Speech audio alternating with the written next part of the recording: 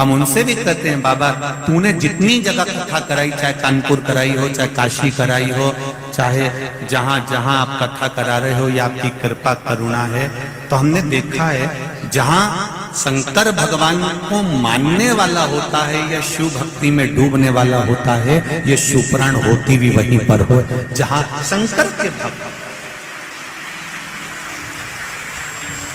हमने शुरू से देखा है शुक्ला परिवार में, संजय जी शुक्ला जी के इस पूरे परिवार का हमने स्मरण किया है कि इनके परिवार में शंकर का अभिषेक, पूजन, अर्चना और शिव स्तुति आज से नहीं, इनके दादा परदादा के समय से होती आ रही है। ये शिव भक्ति और उसी का फल मिलता है, और उसी का फल, उसी का आनंद।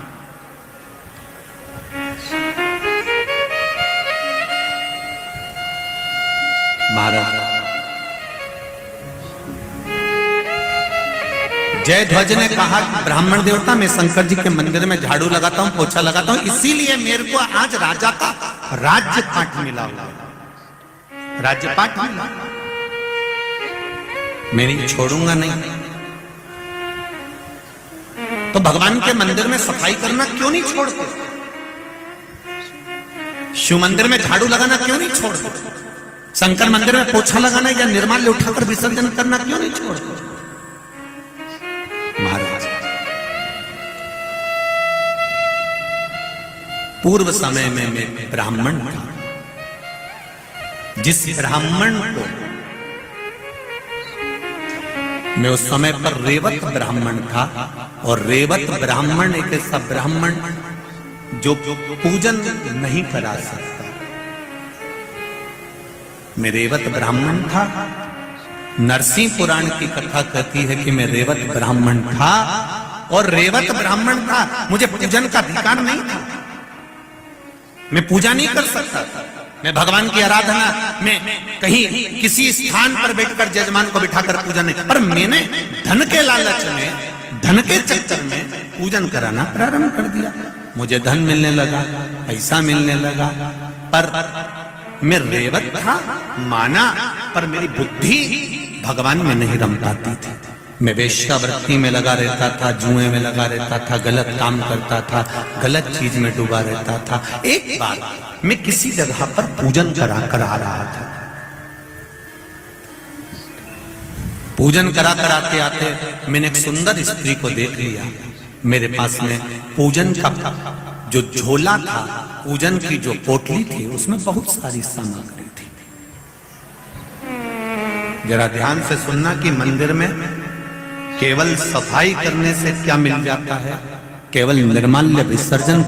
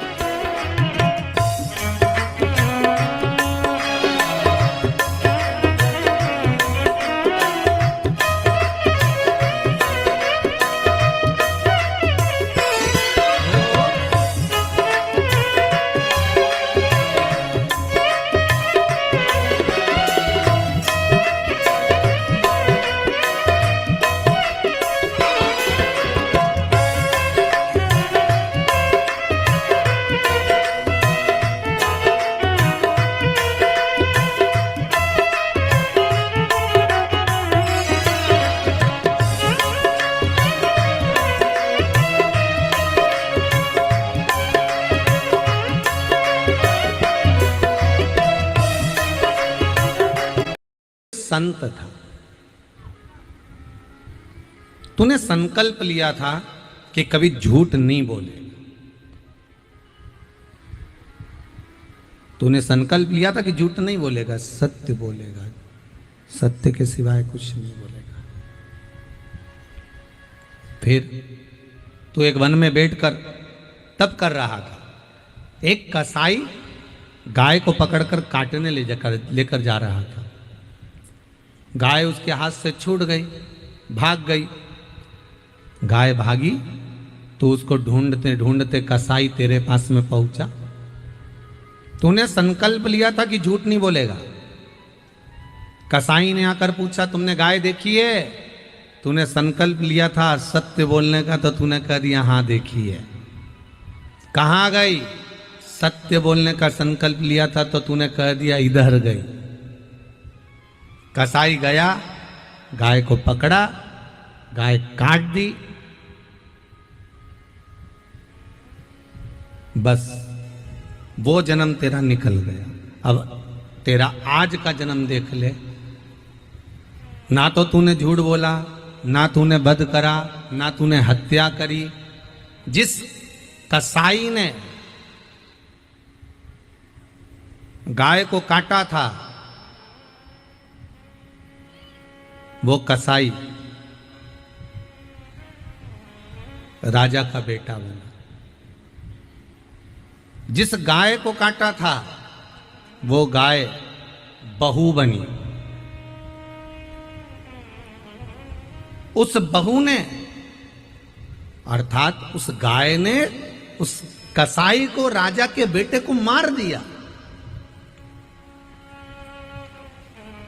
उस जन्म में तूने बताया था, इसलिए जेल में भी तू गया और हाथ उठाकर बताया था कि इधर गई है, तो हाथ भी तेरा कटा।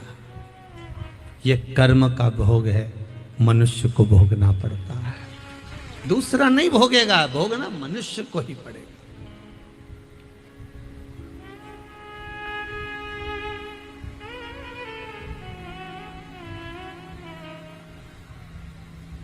आप जो कर्म कर रहे हैं, हम जो कर्म कर रहे हैं, उसका भोग हमें भोगना है।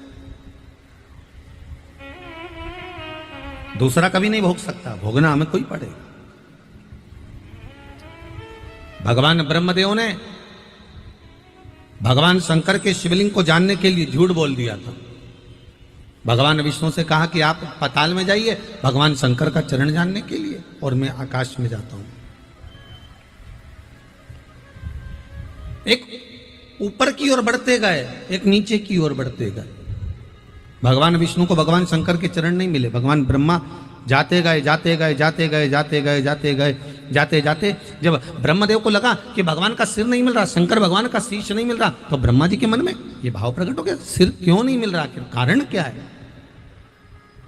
और अगर मैं नीचे जाऊंगा और भगवान विष्णु मुझसे पूछेंगे क्यों, तो मैं शंकर भगवान का सिर मिला, अगर भगवान को चरण मिल गया होगा तो मेरी तो खिल्ली उड़ जाएगी, मेरी तो हंसी उड़ जाएगी। तब ब्रह्मदेव ने केतकी के फूल को लिया, उससे कहा कि तुम चलो भगवान विष्णु के सामने चलकर कह देना कि ब्रह्मा जी को सिर मिल गया शंकर भगवान का। केतकी का फूल बोला मैं झूठ क्यों बोलूं, मेरा झूठ बोलने का फल क्या मिलेगा? तो कहा अगर तुम झूठ बोलोगे तो देवताओं पे तुम्हें चढ़ाया जाएगा, तुम्हें सुगंधित बनाया जाएगा। ठीक है। सामने से गौ माता निकल कर जा रही थी, गाय को रोक लिया, ए गौ माता रुको, रुको जरा। ब्रह्मा जी ने गाय को रोका। क्या बात है? गौ माता कहने लगी बोलिए क्या बात है ब्रह्मदेव? ब्रह्मा जी कहते हैं तुम हमारे संग नीचे चलो और मृत्यु लोक में चलकर भगवान विष्णु के सामने कह देना कि ब्रह्मा जी को भगवान शंकर का सिर मिल गया, सिर मिल गया।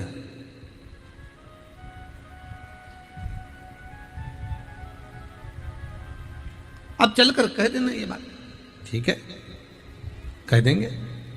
पर गौ माता ने पूछा कि मैं चलकर बोल तो दूंगी पर मेरा लाभ क्या है? व्यक्ति झूठ कब बोलता है? जब उसका कोई फायदा होता है।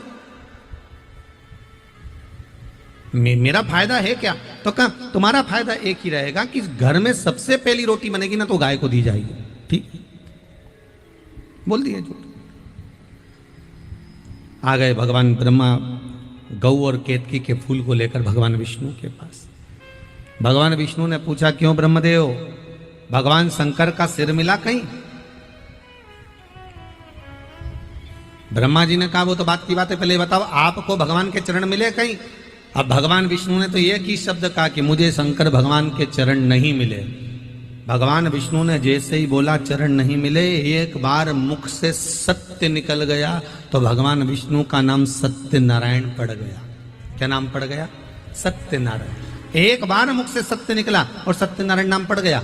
आपसे भी निवेदन है, जिंदगी में आप रोज 24 घंटे सत्य नहीं बोल सकते तो कम से कम 12 घंटा तो सत्य बोलो। 12 घंटा भी सत्य नहीं बोल सकते तो कम से कम 3 घंटे ही सत्य बोल लो। 3 घंटे सत्य नहीं बोल सकते तो कम से कम आधा घंटा सत्य बोल लो। आधा घंटा भी सत्य नहीं बोल सकते तो 15 मिनट बोल लो। 15 मिनट भी सत्य नहीं बोल सकते तो कम से कम 5 मिनट तो ऐसा बनाओ कि मैं 5 मिनट 24 घंटे में से 5 मिनट ऐसा निकालूंगी जिसमें मैं सत्य बोलूंगी,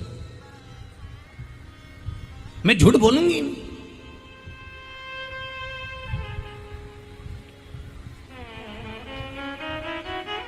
पर वो सत्य निकले तब तो।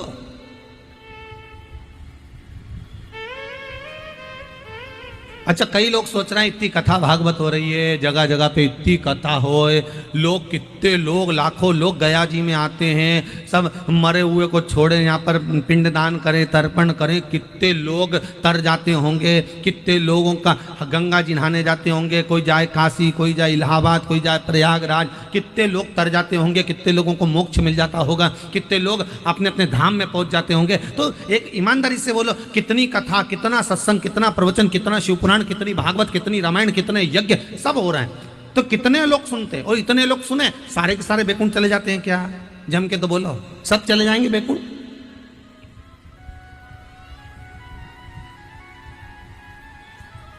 जब ज्यादा कथाएं होने लगी, खूब प्रवचन होने लगे, खूब यज्ञ होने लगे, दान पुण्य होने लगे, तो देवताओं में भी खलबली मच गई। देवताओं ने मन में विचार करा, क्या हो रहा है कि बहुत कथा भागवत सत्संग चल रही, क्या होगा? लोग मरने के बाद बैकुंठ आ रहे हैं, पूरा बैकुंठ भरा गया, नरक पूरा खाली पड़ा। तब भगवान ने कुछ ऐसी कृपा करी, यमराज से विनती करी और यमराज से कहा कोई ऐसा यंत्र का निर्माण करो जिसपे व्यक्ति दिन भर में कम से कम 50 बार तो झूठ बोल दे। ऐसे यंत्र का निर्माण करो। तब यमराज ने कहा चिंता मत करो, मैंने एक व्यक्ति की बुद्धि बिगाड़ दी है, उसने मोबाइल का निर्माण कर दिया है। जिसकी जेब में मोबाइल रहेगा वो दिन भर में 50 बार तो झूठ बोलता रहेगा। बस, तो यमराज ने कहा तुम चिंता मत करो, इन सब के नरक भेजने का ठेका मैंने ले लिया। ये कितनी कथा सुन ले, कितना ही भजन कर ले, कितना ही दान कर ले, कितना ही पुण्य कर ले, कितना ही सत्कर्म कर ले, जेब में अगर मोबाइल है और जैसे ही किसी का फोन आया कि अरे कहाँ है, तो क्या दुकान पे नहीं था, घर पे था। घर पे क्यों? तो दुकान पे क्यों? तो क्या कथा में क्यों? तो क्या बाजार में क्यों? तो क्या वहां? दिन भर झूठ बोले। भगवान भी किया अब काम ठीक है, अब मरने वाले नरक ज्यादा जा रहा है, अब स्वर्ग खाली हो गया, नहीं तो हमको टेंशन हो गया था, सारा स्वर्ग भरा गया था, करें क्या? तो मोबाइल का नाम मोबाइल नहीं है, इसका नाम है यम यंत्र। क्या नाम है इसका?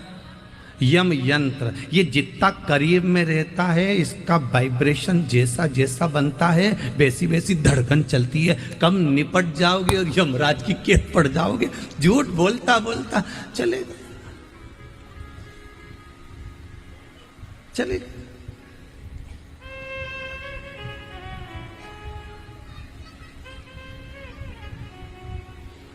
अंतिम बिंदु में भी परमात्मा याद नहीं आता।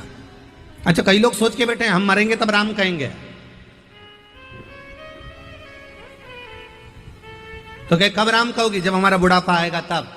पर कोरोना महामारी